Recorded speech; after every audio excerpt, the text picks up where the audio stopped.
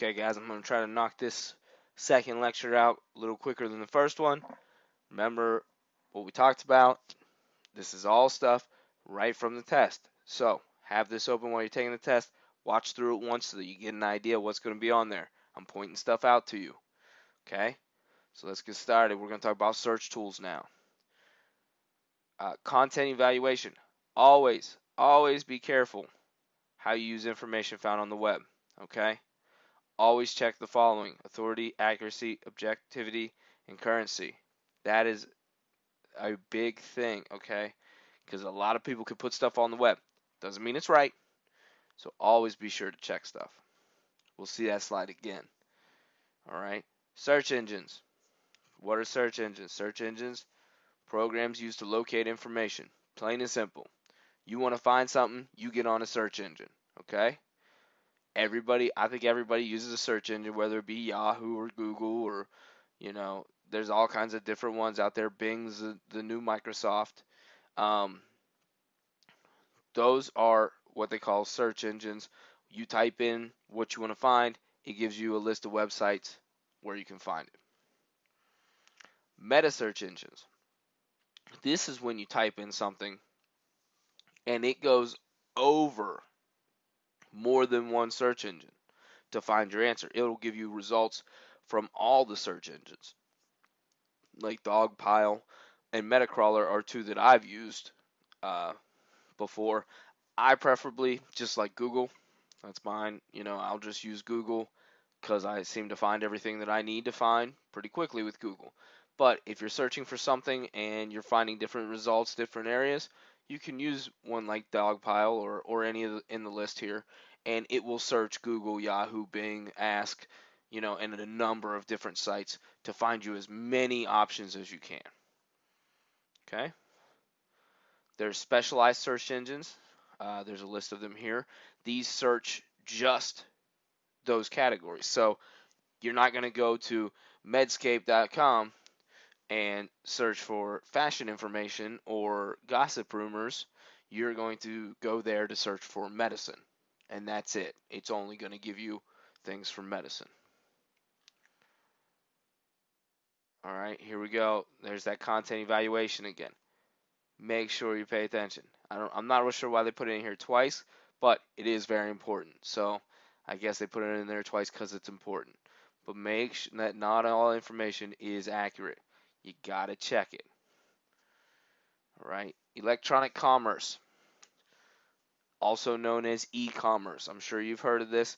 All this is a transaction of goods or services through the internet. Okay? Now they just say goods because it's kind of hard to buy a service through the internet. However, you could hire somebody to build a website for you from the internet. You don't actually have to talk to that person. You can email back and forth and pay them. So we're going to go over business to consumer, consumer to consumer, and business to business. All right?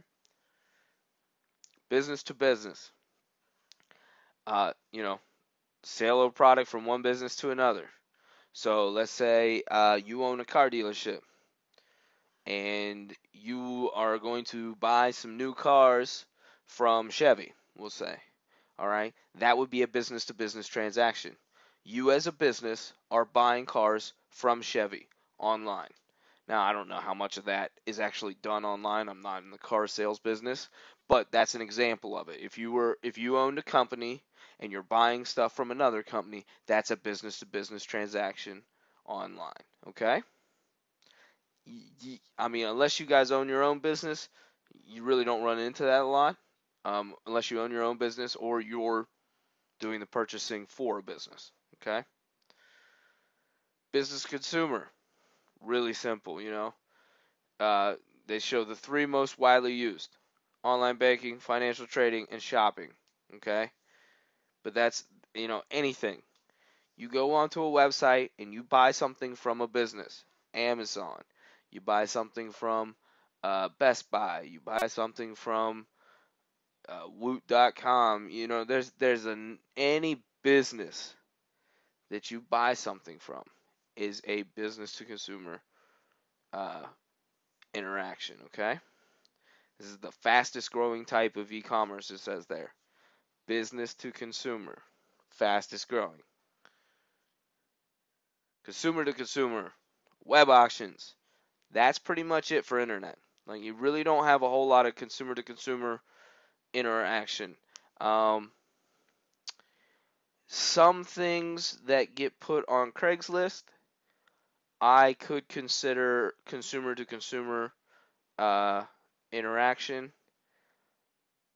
It's not really, you could technically get on, buy something on Craigslist, send them the money, they send it to you, kind of thing. It's not just web auctions.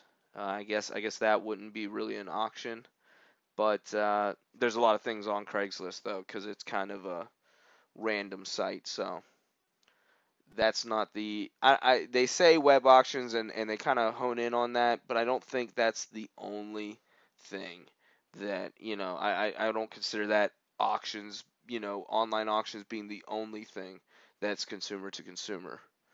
Because I mean, technically, if you know somebody that's selling something, you could do a consumer to consumer through email and never actually see the person.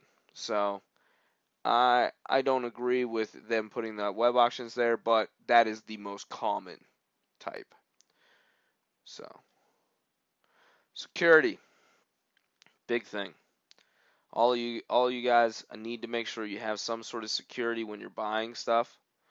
One of the things that I do is I have a credit card with a low limit, and if I want to buy something online, it goes on that credit card, and that's it. I don't use a credit card that I would use downtown. I don't use a banking card or anything like that on the internet. I use one specific card. If that card gets stolen or anything, I cancel it. And that's one card that got canceled. Okay? And I'm not going to use it anywhere but on the internet. So when I look at transactions, if I see something that isn't internet based, I think, oh, well, somebody got my card immediately. So that's one way to do it. That's a little bit extreme, but that's how I do it. There's different things like PayPal, uh, Google Checkout is actually growing bigger and bigger. But three basic options: checks, credit card, and digital cash. And that's what they're talking about with the PayPal and that kind of stuff, is digital cash. That is online money, where you transfer money to your account online and then you can spend it. And that's what PayPal does. You can take your money and put it on there, and you can put credit cards on there and different stuff, but you can also transfer money to your PayPal account, so that way when you buy stuff, it just pulls that digital cash out. Okay? Web utilities. You've got uh, web-based applications, plugins, filters, FTP, and internet security suites. Plugins are like Adobe Reader, Media Player, QuickTime, Real Player, Shockwave. Adobe Flash Player is another one that I have no idea why it's not on there, because it's one of the most commonly used. You get those little things that say, oh, you don't have Flash. If you have an iPhone, you know that some websites won't work right because you don't have Flash. Now, a lot of that is changing, but that's one of the things that they're talking about with plugins. Filters. This is a way to control what kind of stuff you're seeing on the internet. If you have young kids, I know a lot of people use this Net Nanny. That's one that's very popular, and Cyber Sitter as well. Some of these I've not heard of, but that doesn't mean that they're no good. I've just not used them and not heard of them. But these kind of things are ways to filter out stuff that you don't want your kids looking at, to stop them from getting on the internet and, going to sites that they're not supposed to be on. Okay?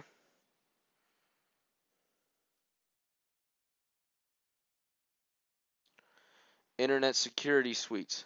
This is your uh, safety for the internet. Now, McAfee and Norton have these. The thing I don't like about internet security suites, and Microsoft has a built-in firewall, and it has a lot of protection it now comes with their own antivirus and stuff like that.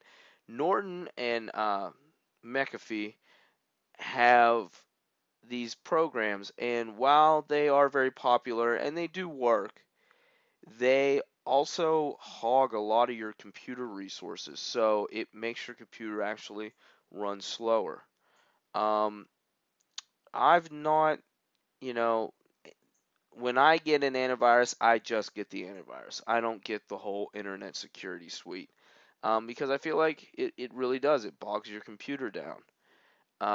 There's a lot of stuff out there that you can get and stuff, but I feel if you have a basic antivirus, you should be okay. So make sure you have some type of antivirus. If you have a Microsoft computer and you have no antivirus, you know, slap your hand. That's bad. Okay? Get something. Microsoft Security Essentials is free. It's totally free for Microsoft users. It's, not the best out there, but it's good. It's good enough to, hopefully stop you from getting any viruses while you're on the internet. And number one rule about viruses: if you don't know the person it came from, don't open it. All right? If you get an email or you get an instant message or you get a Facebook thing and it's from somebody you don't know, delete it. Don't open it. It's never good. Trust me. This is just careers in IT, different things that you could do. You could be a webmaster. Uh, that's one of the options that has an internet kind of background here. Developing and maintaining websites. That's pretty much their job. So that's pretty simple. Oh, there we go. Look to the future. Web accessible refrigerators. All right. I don't know if any of you have seen this yet, but there are refrigerators that you can check your Twitter on. Is this necessary? I don't know. I can't see myself standing in front of the fridge checking my Twitter. Um, I have an iPad. I would go sit down at the table and look at my iPad, and eat my food. I'm not gonna stand there in front of the refrigerator to check that. However, if when I go to the fridge, if it's got the weather forecast on the front of it, okay, I could check that. If it starts sending out email to a grocery store to restock your fridge, it just automatically sends that. You get an update, you send it to the grocery store, and they deliver the food for you, or it's ready to pick up when you go there, something like that. That's a convenience, that's a time saver, so I could see that. Uh, Downsides, I can see where a refrigerator might, have a problem, and now you have to have a computer technician come in to fix the screen on your refrigerator. But then you also have to have a refrigerator specialist come in and fix the refrigerator. So now you need to have two people to possibly fix your refrigerator. So I see a lot of downside there, but this may be the new thing. Who knows? And that's the end of our PowerPoint. So I think we're done. If you guys have any questions, please let me know. Remember, this PowerPoint will be on the website. So open it up while you are taking the test. Everything is in there. All right? Good luck.